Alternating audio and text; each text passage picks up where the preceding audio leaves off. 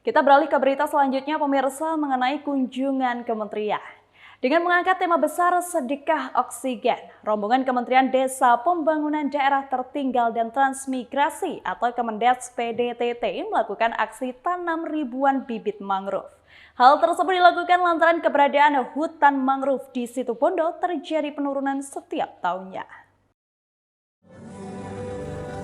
Rombongan Kementerian Desa Pembangunan Daerah Tertinggal dan Transmigrasi atau Kemendes PDTT melakukan aksi penanaman ribuan mangrove di Pantai Situbondo. Hal itu dilakukan sebab setiap tahun keberadaan hutan mangrove di Situbondo terjadi penurunan. Dari data yang dipaparkan sejak tahun 1990-an, luas tanaman mangrove di Situbondo terdapat 300 hektar. Kemudian di tahun 2000 menurun hingga 9,9%, dan hingga saat ini tercatat terjadi penurunan sebanyak 20%, sehingga saat ini terdapat 200 hektar hutan mangrove. Mewakili Menteri PDTT, Eko Sri Haryanto selaku Dirjen PDTT mengatakan, kelestarian tanaman mangrove di pesisir pantai perlu dilestarikan. Selain itu, kesadaran dalam merawat tanaman mangrove juga harus dimaksimalkan. Pihaknya juga berpesan jika adanya aktivitas tambak juga dapat mempengaruhi, oleh sebab itu perlu adanya evaluasi. Tadi kan udah hampir 6.000 ya, siapkan 6.000, udah ditanam. Jadi yang ini kan simbolis saja. Sebenarnya sini potensinya kan tidak hanya 60 hektar, karena kan 60 hektar itu bisa dikembangkan lagi. Jadi sudah ditanam di sini, Situbondo itu sudah 60 hektar. Sini ya sebagian. Jadi di Blekok gitu ya, sama pecinan ya, itu sudah ditanam. Nah, potensinya sebenarnya kemarin kita bicara dengan teman-teman di pendamping itu sebenarnya lebih dari itu.